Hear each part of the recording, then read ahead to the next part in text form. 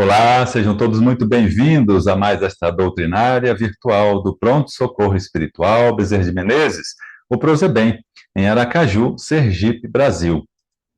Hoje, neste nosso encontro, teremos por base o 32º Encontro Fraternal ocorrido em 2018, na cidade de Santo André, São Paulo, onde Divaldo Pereira Franco proferiu algumas palestras e um workshop e apresentou diversas características de sua vida particular, como ele faz sempre. E muitas desses momentos a gente se identifica com ele, né? Porque vivemos também situações ou parecidas ou muito semelhantes às dele. Então a gente se identifica com esses momentos, alguns momentos que ele apresenta, e isso nos faz refletir, isso nos faz levar à tona momentos em que precisamos também nos interiorizar e nos conhecer melhor.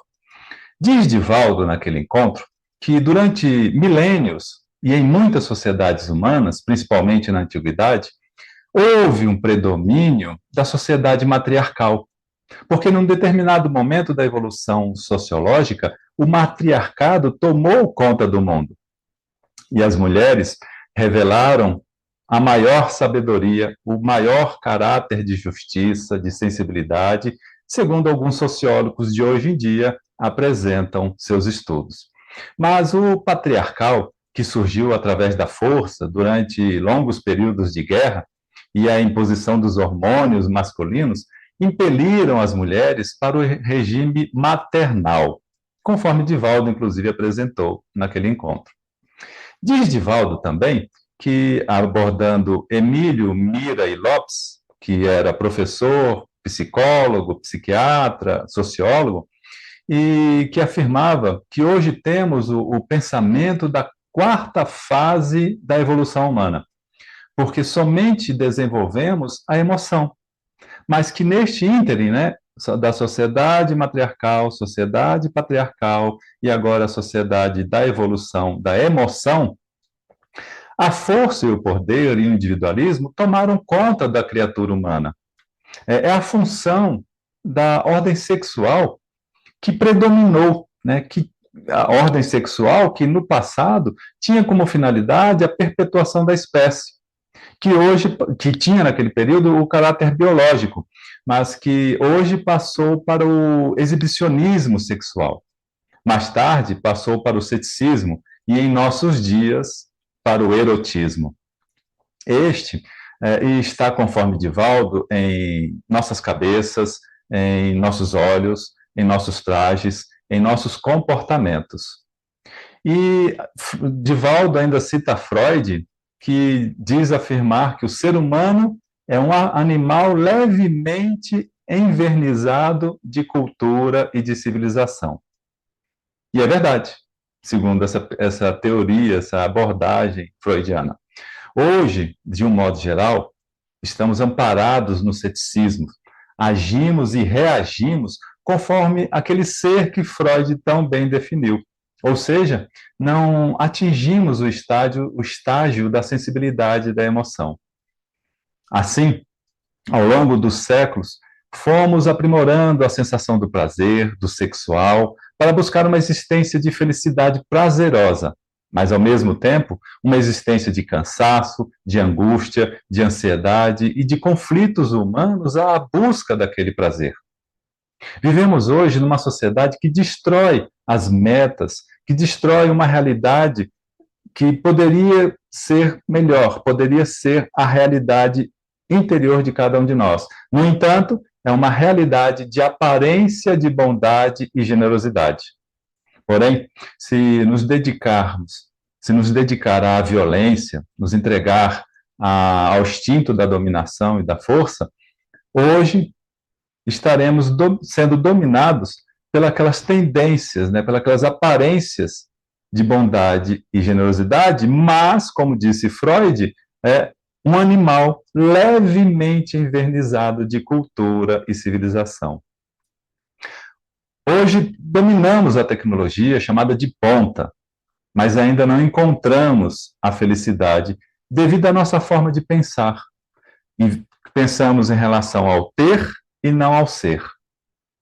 Perdemos, né, o sentido da vida, da imortalidade da alma, toda vez quando nos entregamos, ao invés do ser, nos entregamos ao ter. Toda vez que deixamos de olhar para dentro de nós, para o nosso interior, e olhamos para o exterior, para a ilusão da matéria que vivemos neste mundo. Somos uma sociedade rica em conforto, conforto para alguns, né? Mas totalmente vazia de ideias, de ideais. Claro que sempre existem as exceções, salvo algumas belíssimas exceções, por sinal. Daí o individualismo estar ao lado do ceticismo, tão cultuado hoje em dia por muitos. Mas há, como disse, exceções. Graças a Deus, sempre há exceções à regra, mesmo a regra sendo a parte ceticista, sexual, nociva, ilusória da matéria, ainda existem belíssimas e grandiosas emoções. Uma delas, por exemplo, é quando eu conheci em São Paulo, há várias décadas, uma senhora de uma beleza interior fantástica, lindíssima. Ela era esposa de um industrial de grande porte, de grande escala no segmento alimentício. Sua indústria tinha um porte mundial, presente em quase toda a parte do mundo. Ela, no entanto, era uma pessoa simples, vivia em sua intimidade de maneira muito trivial, vestia-se muito simples, muitas das vezes andava toda descabelada, falava, comia, andava de maneira muito natural, muito simples, como qualquer um de nós. Bom, socialmente, ela era a esposa daquele industrial, onde ambos frequentavam a socialite paulista, e com todo requinte e com todo o glamour. Mas uma vida de aparências naquele instante, né, de ilusões, de fantasias, como a nossa vida material é. Mas muitas das vezes ela se dedicava a atender famílias pobres em algumas das periferias de São Paulo, né, da capital paulista. Lá, né, onde ela não só assistia às famílias em suas necessidades materiais, mas suprindo-lhes, né, o que lhes faltava, mas também em suas necessidades afetivas, emocionais. Quando abraçava aquelas pessoas, conversava por longas horas com as suas assistidas, sempre no intuito de elevar-lhes o olhar para a bondade de Deus. Ela era uma samaritana devotada ao bem, a exemplo do que encontramos no Evangelho segundo o Espiritismo. O sentido de sua vida era viver aquela máscara exterior, né, aparentar a aparência para a elite, para a sua elite social onde ela vivia, mas intimamente ela tinha o sentido da sua vida de viver para Jesus, nas obras assistencialistas que participava. Porque ela havia encontrado no Espiritismo o sentido da imortalidade da alma. Ela havia vencido o individualismo. O individualismo, tão presente hoje em dia, né, cedeu lugar à visão interior em sua vida, ao saber que a morte não destrói a vida. Quando compreendemos que a vida é contínua, né, sendo a maior e verdadeira vida a do espírito, né, fora da ilusão da matéria, a fugacidade da juventude passa rápido e a existência torna-se curta. Daí, né, damos lugar aos dourados dias do amor, da fraternidade, da humildade, tão bem descritas no Minutos de Sabedoria de Carlos Torres Pastorino. Compreendemos que aqueles que nos deixaram momentaneamente vivem, cantam, nos enchem de ternura e nos dizem valer a pena a função biológica sexual da vida, como Divaldo apresentou naquele encontro, desde que o amor esteja à frente de tudo. E, com relação ao amor estar à frente de tudo, lembrou-me uma passagem de Chico Xavier, da vida de Chico Xavier, quando um jovem o pergunta: e daí, Chico, antes do casamento, o sexo é proibido? E o Chico, né, o médium, responde: meu filho, nada é proibido nesta vida. No entanto, sem amor, nada vale a pena, nem o sexo, nem o casamento. denotando a importância que devemos cultivar o amor espiritual, o amor sincero, o amor fraterno entre todos. Amar, eis a nobre verdade de todas as religiões, de todas as culturas ao redor de nosso planeta. Todas elas nos ensinando há milênio as lições que o irmão Nazareno veio nos exemplificar, nos ensinar, pôr em prática e que precisamos também aplicar em nossas vidas. A lição do amar, do amor, que muitas das vezes nos parece difícil, que muitas das vezes esquecemos de praticá-la, pura e simplesmente porque nos deixamos levar pela vida ilusória, fantasiosa da matéria. Para termos noção de quão nos deixamos nos envolver por essa ilusão da matéria, analisemos um dado estatístico da OMS.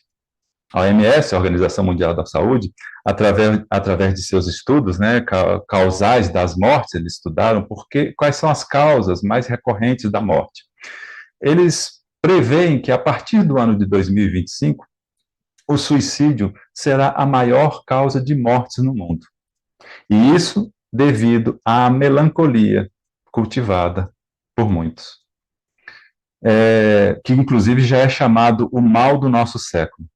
Melancolia que deriva na depressão profunda, ante os vazios existenciais e aos conflitos que a todos ocorrem, que a todos nós passamos por isso. São tantos os fatores que levam muitos aos desencantos pela vida, que a Organização Mundial da Saúde disse que a cada grupo de 10 pessoas, 9 apresentam ou apresentarão seus sintomas a partir daquele ano. Isto é claro que, se nada for feito para uma nova tomada de consciência, para a nossa tomada de consciência, ou seja, consciência da efemeridade desta vida material e da consciência da imortalidade da alma perante esta nossa vida. Daí a doutrina espírita estar se empenhando ao máximo para levar às pessoas, de um modo geral, esta consciência da existência, da eternidade da vida espiritual, tão importante para darmos sentido a esta vida, para termos saúde, tanto física, quanto emocional, quanto espiritual. Segundo também a OMS, saúde não é a ausência de doença. Saúde também é viver os altos e baixos momentos da vida que todos nós temos. Faz parte. E a melancolia é um processo natural que a saúde também nos impõe. Uma ingratidão, uma frustração, uma ânsia que não foi acalentada, algo que não se consumou, nos causa melancolia. Mas isso é também saudável. A vida é feita desses altos e baixos momentos. A vida é um processo de altos e baixos emocionais para todos nós. Faz parte da vida. Isto é ter uma vida saudável. A depressão, que advém da melancolia, quando é profunda, nos adverte para as necessidades às quais não estamos dando valor, nos levando ao desencanto mais profundo e nos tirando o sentido da vida. Há uma frase que diz, uma frase anônima e de domínio público, que diz: quem tem medo da aventura de viver, tem medo da vida. Nos mostrando que todas as experiências da vida nos trazem emoções, boas e ruins, e que devemos encarar as aventuras com naturalidade. É tão forte esta necessidade humana atual, principalmente nas sociedades ocidentais, na nossa casa, na nossa sociedade, por exemplo, que Haroldo Dutra Dias, associado com outros tantos diversos profissionais das áreas da saúde física e mental e espiritual, que cuidam da ciência, né, do cuidado emocional, neural, né, criou um canal virtual chamado Odisseia, com diversos programas que nos auxiliam a trabalhar os traumas emocionais atuais desta vida ilusória, para que tenhamos consciência das nossas experiências e que possamos dar sentido à nossa vida.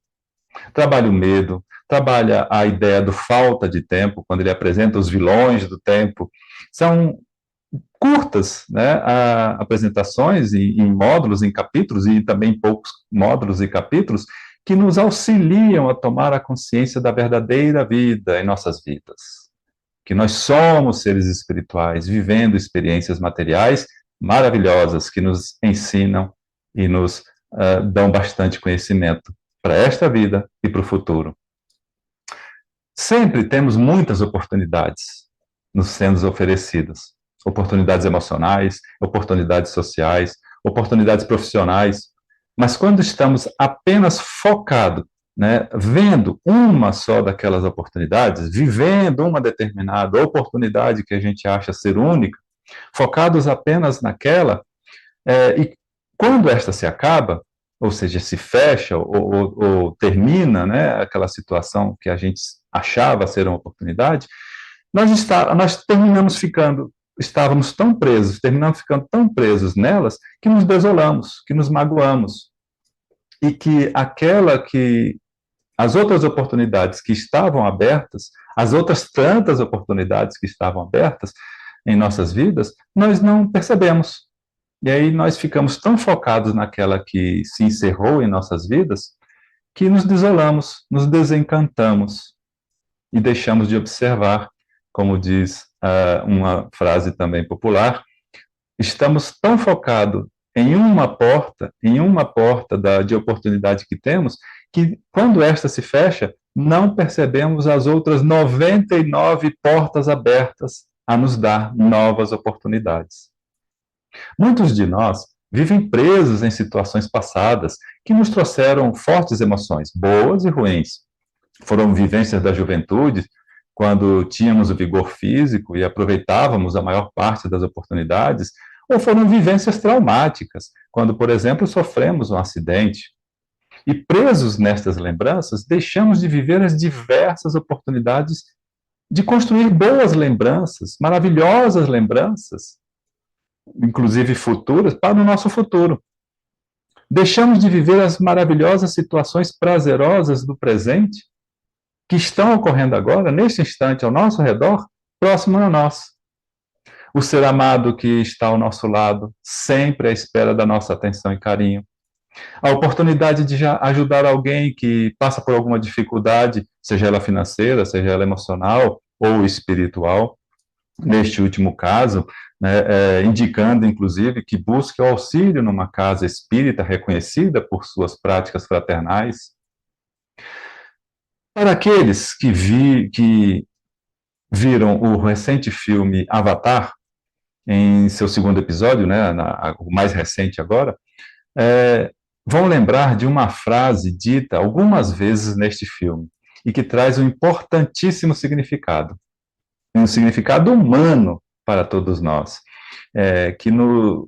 pelo menos aqueles que se autoproclamam humanos, né, que se dizem humanos, mas as emoções ainda estão no primitivo ou no animalesco, mas aqueles que se reconhecem e pretendem se tornar verdadeiros seres humanos, vão reconhecer essa frase, né? Naquele filme, quando um personagem diz ter muito amor, muito cuidado, carinho, atenção para com outro personagem, eles dizem, eu vejo você, colocando justamente a mão aqui no terceiro olho, que nas práticas orientais se localizam entre as sobrancelhas.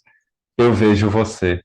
Demonstrando a importância daquela pessoa para a sua vida, demonstrando quão ela se interessa em estar vendo, ao estar auxiliando, estar ajudando aquela pessoa em sua vida. Perceberam a sutileza e, ao mesmo tempo, a importância desta frase? Eu vejo você? Perceberam a importância de aplicarmos esta frase em nossas vidas? De dizermos àqueles que nos amam e que às vezes nem nos damos conta que nos amam, dizer-lhes, eu vejo você, eu me interesso por você, eu estou ciente de você, estou consciente de você, eu estou te vendo, eu estou querendo participar da sua vida, eu estou te vendo. Ou seja, eu me importo com você, Eu me interesso por você. Você é muito importante para mim. Olhemos, foquemos no presente, nas situações da vida que estão sendo vividas agora e passemos a vivê-la em plenitude. Se são boas, agradeçamos a vida, a natureza, a Deus.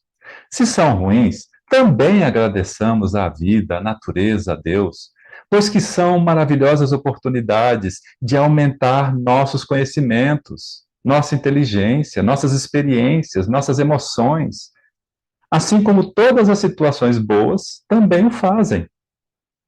Não percamos a oportunidade que estão se apresentando agora, neste instante para todos nós. É, oportunidade de aprendizado, oportunidades de viver situações ruins do presente ou do passado e não nos ater a elas, agradecendo a essas situações que nos ensinaram tanto. É uma tendência nossa se fixar em questões passadas. Passado recente, né? Hoje, ontem, essa semana passada, ou muitos distantes, meses, anos, décadas atrás. É uma tendência primitiva nossa, né? Instintiva, de nos prender a algo que nos cause desgosto, ansiedade, medo, depressão. É aquele instinto animal, né? De estar sempre atento com medo para ter o primeiro ataque, avanço, de guerra, de ímpeto, de força perante as situações ruins. Estarmos sempre com o pé atrás, como se diz popularmente. É algo que trazemos de nossas vivências primitivas, mas que agora estamos tendo a oportunidade de trabalhar, de transformá-las em algo bom, em conhecimento, em experiências construtivas. Então, são experiências ruins que foram se transformando em boas também. Tenhamos essa consciência e façamos esse exercício. E essas escolhas estão disponíveis para todos nós. São as diversas portas abertas, oportunidades que temos para fazer, para construir nossa felicidade no hoje, no agora. A ética do sentido da vida é pegarmos algumas das oportunidades que se apresentam, mesmo que esta não seja a ideal ainda, e vivê-la, vivenciá-la, estar focado nela, estar concentrado nela, ou como alguns terapeutas orientais dizem, meditando sobre ela, ou seja, a gente está presente naquela situação, vivendo aquela situação, do agora. Virou passado? Procuremos a nova oportunidade, a outra porta aberta para viver esse novo ideal. Né? E virá sempre novos ideais, sempre, novas oportunidades, sempre, novas vidas maravilhosas, sempre dentro daqueles altos e baixos naturais que todos nós temos e passamos, e como disse, são naturais da vida.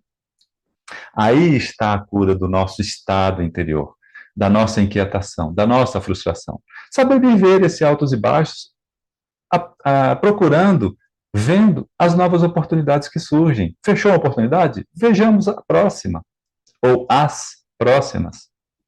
Então, toda vez que a vida vai perdendo sentido, torne-se útil, faça algo por alguém. Há tantas pessoas doentes, nas mais variadas formas de doenças físicas, emocionais, espirituais, que estão perdidas, necessitando de ajuda. E você, e nós, e eu, podemos até ouvir desaforos quando nos oferecemos para ajudar tais pessoas. Simplesmente perguntando: você precisa de ajuda? Muitas das vezes, né, ouviremos desaforos dessas pessoas, porque elas estão doentes, elas não se percebem na situação que se encontram, na situação da vida ilusória, da vida frustrada. Então elas acham que estaremos ofendendo ela, mas é ela que está pensando isso, não nós. Então, nesse momento que sofremos esses desaforos, vamos sorrir. Sorrir e dizer à pessoa: quando você estiver disponível, quando você quiser, basta me procurar, porque eu estou disponível para lhe ajudar. Ria, ria de si mesmo, nas mais variadas e diversas situações. embaraçosas ou alegres, porque rir é terapêutico. Como já tem, inclusive, o ditado popular, né? Desopila o fígado. Né? Nós nunca devemos ceder dos nossos ideais, nos bons ideais. Nunca devemos ceder de procurar as novas oportunidades. Nunca devemos ceder de seguir novos caminhos, de auxiliar a todos que se nos apresentam, que nos cercam. Sempre. Porque é o ideal, faz sentido para a vida isso. Nos dá sentido à nossa vida.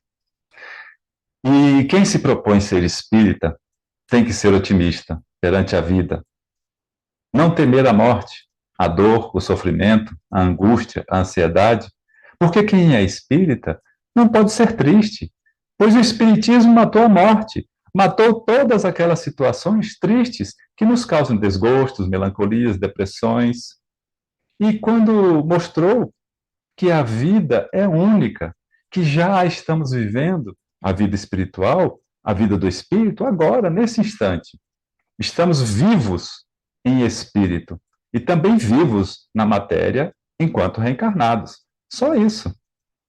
Muitos, né, se perguntam como querem ser quando forem para a vida espiritual, imaginando a vida espiritual diferente da vida material, sendo que ambas já estão ocorrendo agora, neste instante. A vida espiritual e a vida material. Mas muitos esperam perguntar: eu quero, como é que eu vou ser na vida espiritual? Como eu quero ser na vida espiritual? Pois querem trabalhar, ser bons lá? Comecem agora, sejam, tenham coragem para seguir o caminho do bem e do bom agora, pois já estamos vivendo a vida espiritual. A vida vale o sentido de viver. O amor, sempre. Vivemos no mundo da ilusão, da fantasia. E o sentido da vida é se libertar da culpa, desta ilusão, desta fantasia, de toda a culpa, com amor, corrigindo os atos falhos do passado, com coragem de seguir, a partir de hoje, a partir de agora, o caminho do bem, do bom, do belo. Todos nós já passamos por decepções, por ingratidões, e também já as causamos muito.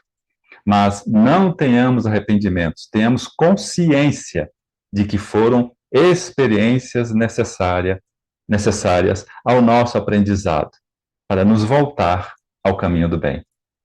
Nos dediquemos ao sentido da vida, a amar sempre, ao trabalho no bem. A cada um basta as aflições do dia, já nos disse nosso mestre amado Jesus. Sigamos os conselhos de Joana de Ângeles, a Divaldo Pereira Franco, quando ela disse para Divaldo: faze da tua vida uma senda de pegadas luminosas, para que todo aquele que vier depois de ti, na estrada deserta e empoeirenta da vida, possam ter umas manchas e dizer: aqui passou um anjo, apontando o porto da segurança e da felicidade até a plenitude. Deus nos dá tantos tesouros. Tenhamos piedade para alguém que nos abandona. Tenhamos compaixão para quem nos ofende. Porque quem nos ofende é que está mal, é que está doente. Se não aceitarmos as ofensas, elas não nos atingirão. Retribuamos sempre com nossa alegria de viver. Demos valor a quem em todos os momentos da vida está junto a nós, está à nossa volta, próximos a nós. A vida muda do amanhecer para o meio-dia.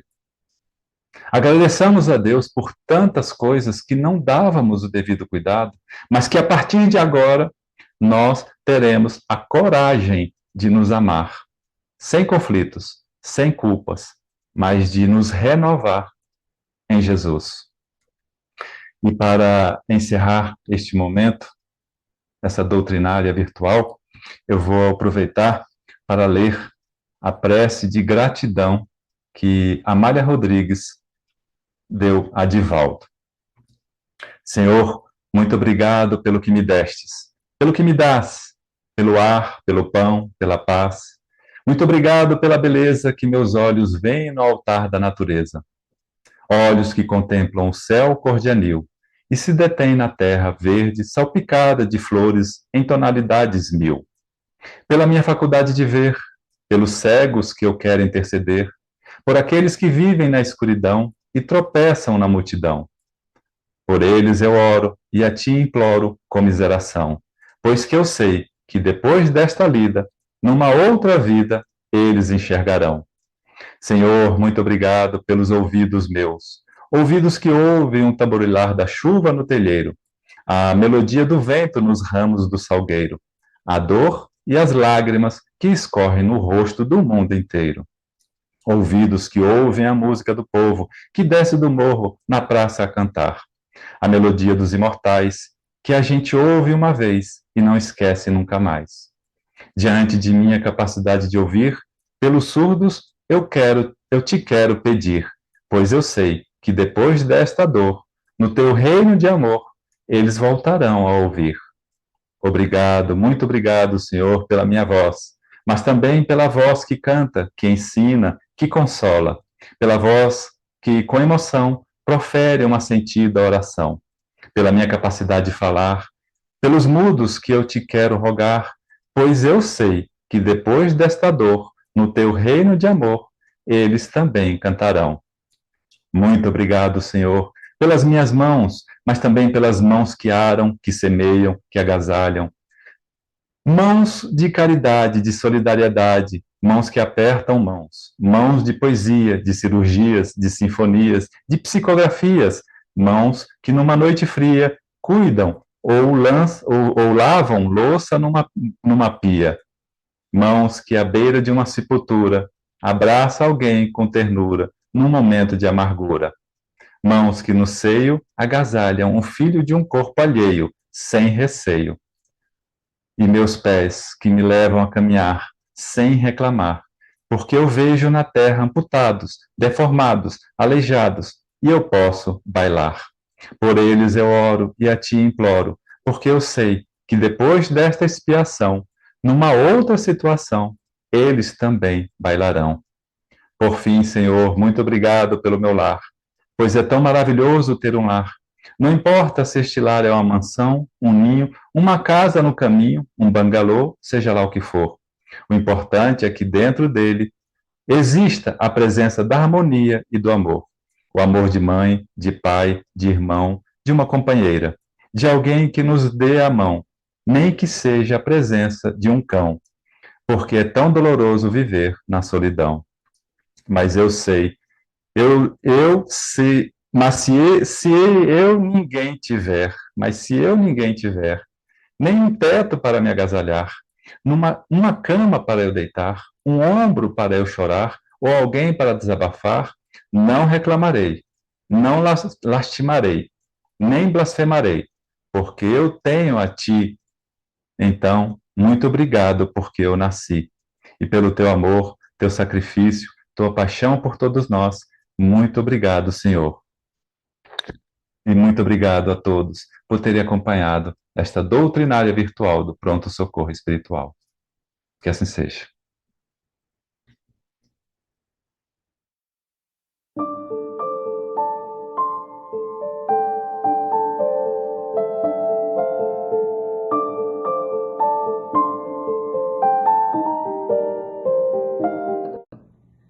Todos vocês sabem que eu gosto de pedir, mas sabem também que gosto muito mais de ganhar.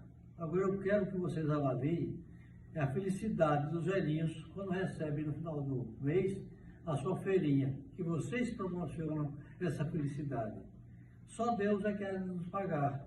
E com certeza vocês são olhados por Deus. Que Deus abençoe a todos, que nos dê muita paz.